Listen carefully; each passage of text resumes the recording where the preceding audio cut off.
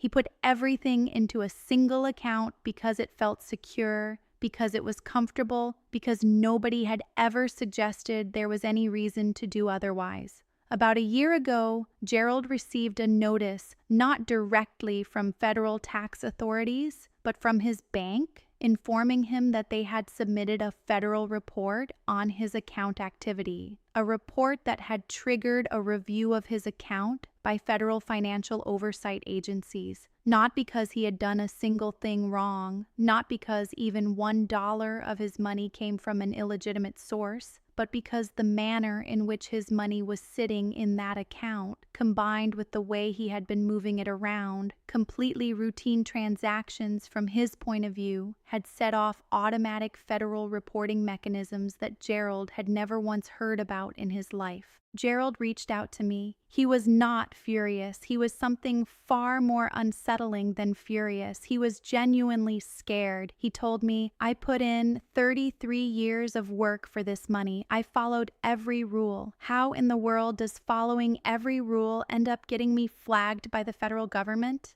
I spent nearly 45 minutes on that phone call walking Gerald through 5 very specific guidelines about bank accounts and IRS reporting that the overwhelming majority of retirees have simply never been told about. Guidelines that currently exist and are actively being enforced right now.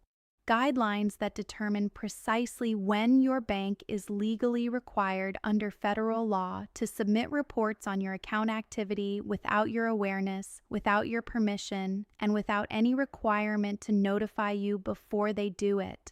By the time we finished that conversation, Gerald had a complete understanding of exactly what had triggered the situation. And even more importantly, he knew exactly what adjustments to make going forward, so the same thing could never happen to him again. In this video, I am going to share with you everything I shared with Gerald, the 5 things every retiree and senior needs to understand about how much money to keep in a bank account, what automatically triggers federal reporting requirements, and what steps you can take starting today to protect yourself and everything you have worked so hard to save. This is not about concealing assets. This is not about dodging taxes that you genuinely and legally owe. This is about truly understanding the rules of the financial system your money currently lives inside. Rules your bank has no intention of explaining to you, and that the IRS will certainly never deliver in a straightforward, easy-to-read guide.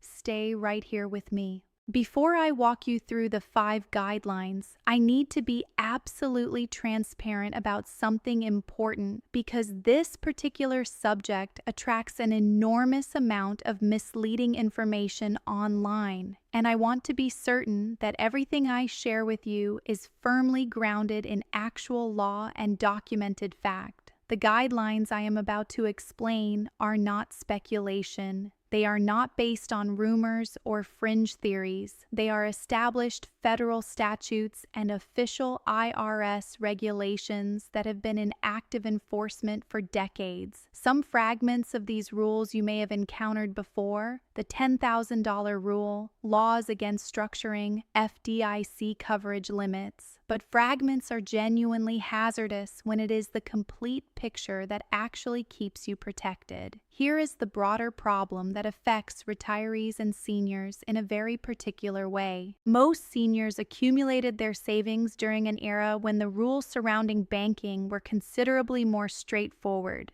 when the relationship between an individual and their financial institution was much more direct and transparent, when placing a meaningful sum of money in a single community bank account was simply the obvious, responsible, and prudent choice. The regulatory environment has undergone substantial transformation since that time. Federal reporting obligations have grown more expansive. Digital transaction monitoring has become dramatically more sophisticated. The dollar thresholds that trigger automatic federal reports have not been updated to reflect inflation in several decades, which means that amounts of money that would have seemed like modest personal savings 40 years ago now sit comfortably and significantly above the reporting thresholds that were established when those thresholds were originally created. And here is the particular exposure point for seniors specifically. Retirees are frequently moving money in ways that are entirely consistent with their stage of life. Taking scheduled distributions from retirement accounts, collecting Social Security payments, handling inherited funds, consolidating savings following the loss of a spouse, covering significant expenses like home renovations or necessary medical equipment. Every one of these transactions is completely above board. Each one has a perfectly reasonable and innocent explanation, but several of them can, without proper structure and informed awareness, activate federal reporting requirements that create the appearance of a behavioral pattern that the IRS, or FinCEN, which stands for the Financial Crimes Enforcement Network, is specifically trained and equipped to examine with much greater scrutiny. Gerald's situation was not an isolated incident. I encounter variations of it on a consistent basis, and every single time, the individual at the center of it is someone who handled their finances responsibly and correctly, but had no awareness of the reporting rules that govern the system their money was living inside. You are about to understand those rules completely. If you want financial and legal guidance that defends your savings before a problem ever develops, go ahead and hit subscribe right now and make sure you turn on the notification bell. That is exactly the purpose this channel was built to serve. Now let us get into the 5 guidelines. Guideline number 1, the $10,000 cash transaction reporting requirement. Let me begin here because this is the rule that most people have at least heard mentioned somewhere, and it is also the one that is most frequently misunderstood in ways that generate very real consequences. Under the Bank Secrecy Act, a federal law that has been in continuous effect since 1970, any cash transaction totaling $10,000 or more must be reported by your bank to the federal government using an official document called a Currency Transaction Report.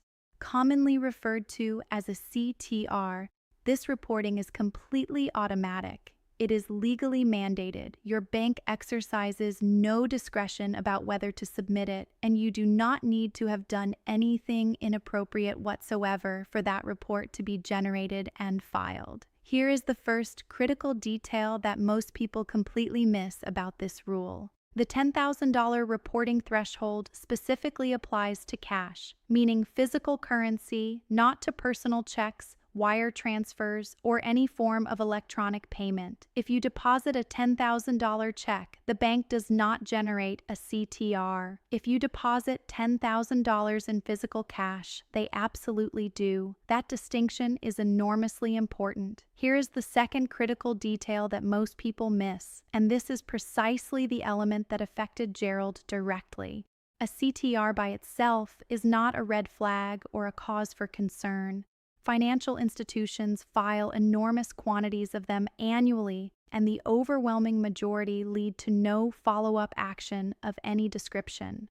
What transforms a CTR from a completely routine administrative filing into something that draws closer federal examination is when it surfaces alongside other detectable patterns, which leads me directly into the second guideline.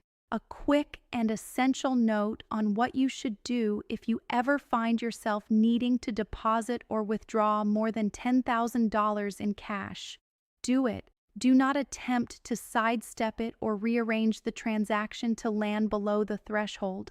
The deliberate act of reorganizing financial transactions specifically to avoid crossing the $10,000 reporting threshold is itself a federal crime, completely independent of whether every dollar involved is entirely legitimate. I will go deeper on this in the next guideline. Guideline number 2, the structuring law that ensnares innocent people. This is the guideline that most directly explains what happened to Gerald, and it is the one that has produced the most genuinely unjust outcomes for honest, law-abiding individuals, including a notable number of retirees and seniors in recent years. The federal anti-structuring law, codified at 31 U.S.C. Section 5324, makes it a federal criminal offense to break apart financial transactions for the specific purpose of avoiding the $10,000 CTR reporting obligation. On the surface, that sounds entirely reasonable. Deliberately concealing large cash movements should certainly be prohibited. Here is where the serious problem emerges. The law does not require the government to demonstrate that you had any knowledge of the reporting requirement. It does not require the government to establish that your money came from any illegitimate source. It does not require the government to prove that you intended to evade taxes or commit any separate crime.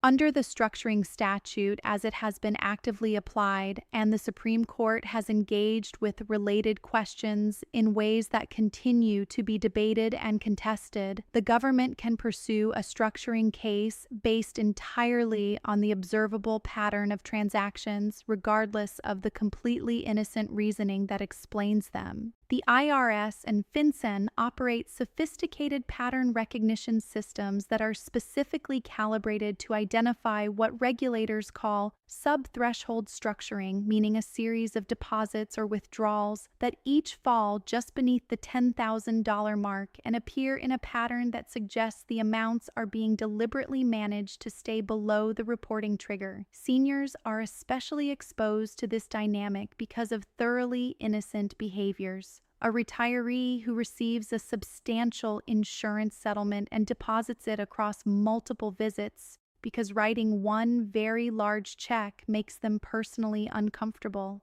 A senior who makes periodic cash withdrawals to pay local contractors renovating their home because those workers operate on a cash-only basis. A retiree who migrates savings from several different accounts over the span of a few weeks in sub-threshold amounts because they are being careful and methodical rather than rushing. Every single one of these behavioral patterns can generate a structuring inquiry from federal authorities. Not because the money is tainted in any way, not because any criminal motivation exists, but because the pattern matches a profile that automated systems are designed to flag and investigate. Here is what you should do going forward. Make your deposits and withdrawals in amounts that naturally reflect your actual underlying financial activity and needs. Never artificially adjust the size of a transaction based on assumptions about what your bank is monitoring or what threshold you are trying to avoid triggering. If you have a meaningful sum to deposit, deposit it in a single transaction. A CTR will be submitted by your bank, and that is completely fine and entirely ordinary. What is not fine and what creates genuine legal vulnerability for you is a pattern of transactions that can be interpreted as deliberately engineered to remain beneath the reporting threshold. Guideline number 3, the FDIC insurance limit that you may already be exceeding. This guideline is fundamentally different from the first two. It has nothing to do with government reporting requirements. It is about safeguarding your money against something that most seniors have not thought seriously about since the banking turmoil of 2008. FDIC insurance, provided by the Federal Deposit Insurance Corporation, covers bank deposits up to $250,000 per depositor, per financial institution, per account ownership category. This means that if the bank holding your deposits were to fail, the FDIC guarantees your funds up to that specific coverage ceiling. Here is where the concern lies. A significant number of seniors, particularly those who have consolidated assets after leaving the workforce, after losing a spouse, or after receiving inherited funds, are carrying balances that exceed $250,000 within a single bank. And the majority of them have no awareness that any portion of their balance above that $250,000 mark is entirely without insurance protection. If that institution were to fail an outcome that seems implausible right up until the moment it actually happens, and which has in fact occurred multiple times in recent memory. The funds above the FDIC coverage ceiling are not protected.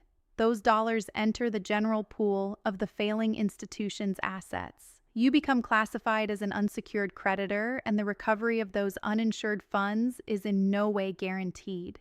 For seniors living on fixed retirement income who genuinely cannot absorb the permanent loss of a portion of their accumulated savings, this is not a distant theoretical scenario. It is a concrete and entirely manageable risk, provided you understand how the insurance system actually functions. Here is what you should do. Add up your total deposit balances at each bank where you hold accounts. If any individual institution holds more than $250,000 in your name, seriously consider redistributing the excess to a separate financial institution or into a different account ownership category. A joint account held with a spouse, for example, carries its own independent $250,000 coverage limit, which can meaningfully expand your total insured coverage. This process is not complicated or sophisticated. It does not require a specialized tax strategy. It simply requires understanding how the insurance that is supposed to protect your life savings actually operates in practice. Guideline number 4, the 1099-INT reporting threshold and what it means for the interest your savings are generating.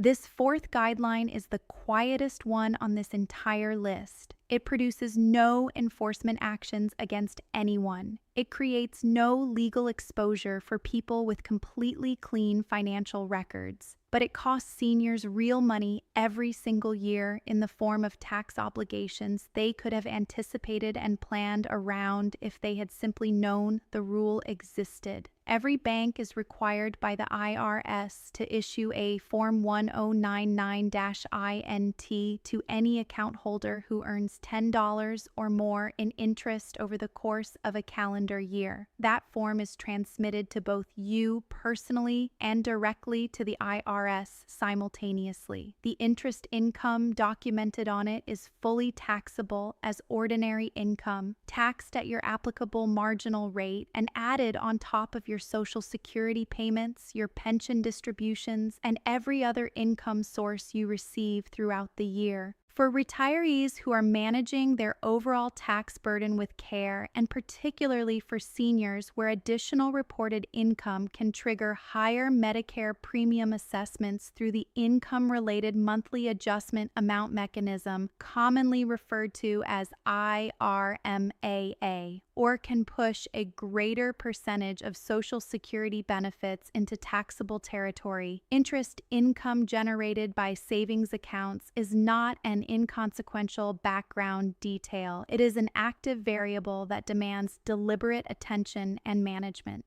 Here is the specific concern that is highly relevant right now. Current interest rates on savings accounts are dramatically higher than they were just 3 to 5 years ago. A retiree holding $200,000 in a high-yield savings account earning 4% annually is producing $8,000 in interest income each year. $8,000 of fully taxable income.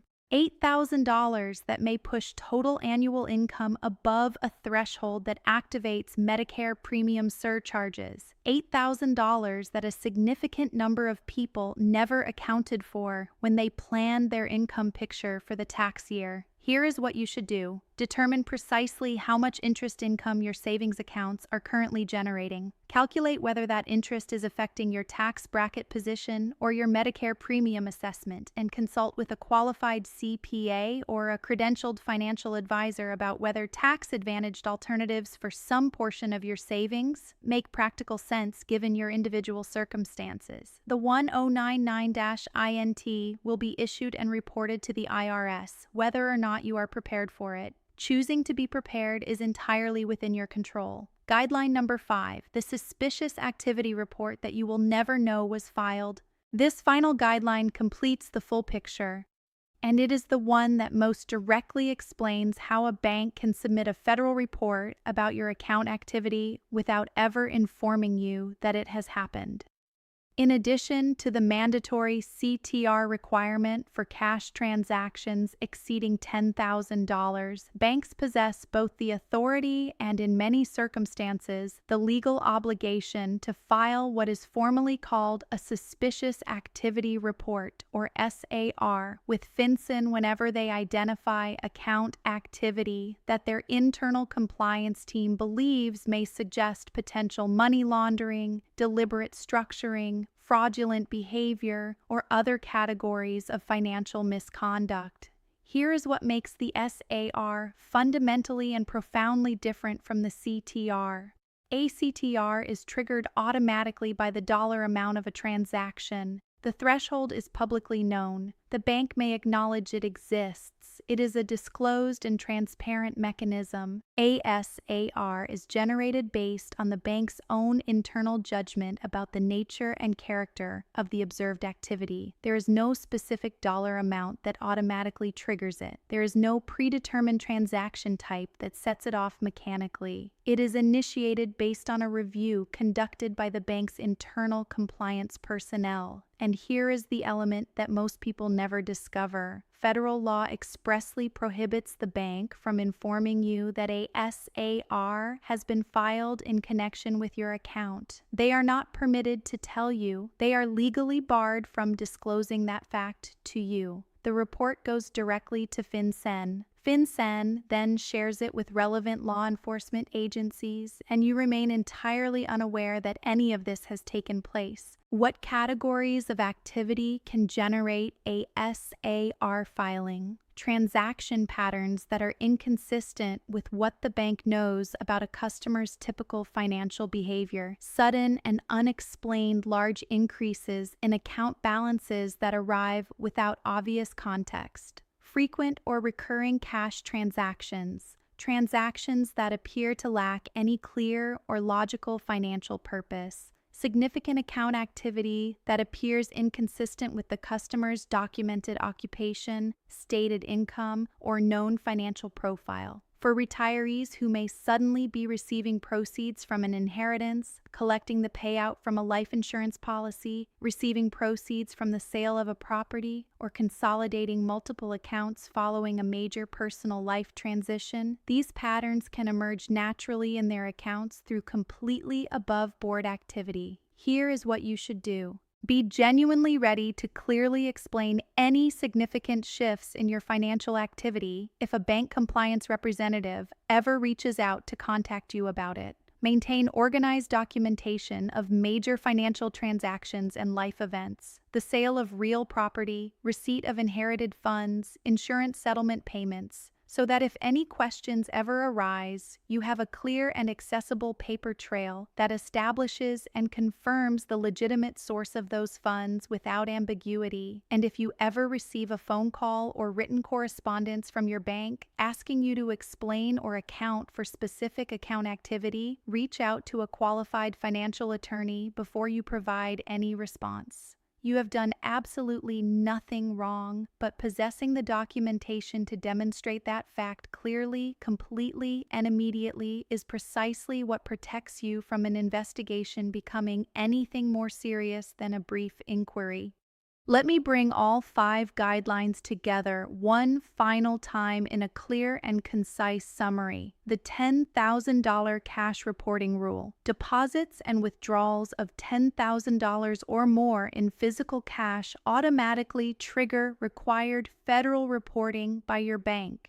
This is a routine filing. It is not a problem on its own, and you should not take any steps to avoid it. The structuring law. Deliberately breaking up financial transactions to keep individual amounts beneath the reporting threshold is a federal crime, regardless of whether every dollar involved is completely legitimate.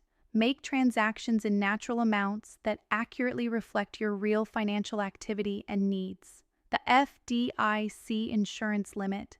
Coverage extends to $250,000 per depositor, per bank, per ownership category.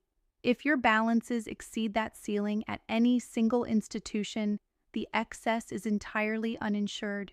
Distribute your funds accordingly to maintain full coverage. The 1099-INT reporting threshold, any interest income of $10 or more, is automatically reported to both you and the IRS. In today's elevated interest rate environment, this income can be substantial and is fully taxable. Know your number well before the tax season arrives. The Suspicious Activity Report. Your bank retains the authority to file a federal report about your account activity based on internal pattern assessment without any obligation to notify you. Maintain thorough documentation of significant financial events and be fully prepared to explain them clearly if the need arises. 5 guidelines, every one of them grounded in real and current law, every one of them being applied to seniors and retirees across this country right at this moment, and not a single one of them explained to you when you first walked in and opened your account.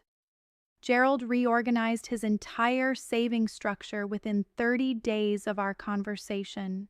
He redistributed his funds across multiple financial institutions to bring every account within FDIC coverage limits. He established a straightforward personal documentation system to record any significant financial transactions going forward. He sat down with his accountant to properly address the interest income he had never anticipated generating, and he has experienced no further complications since making those changes. He called me again 6 months later and said simply, "I genuinely wish someone had explained all of this to me decades ago." You are receiving that explanation right now. Please share this with every senior or retiree you know who holds meaningful savings in a bank account. Share it with your adult children. Share it with anyone who is actively helping manage finances on behalf of an aging parent, because these rules apply to every one of us, whether we are aware of them or not, and your bank is absolutely not going to walk you through any of this the next time you visit a branch. What happens if you believe your bank has submitted an inaccurate or completely unjustified suspicious activity report that is now interfering with your ability to conduct ordinary banking transactions? Go ahead and watch the next video where I break down in precise detail exactly what rights you have when a bank flags your account and the specific and concrete steps you can take to protect yourself and restore your full access to your own money. I will see you there.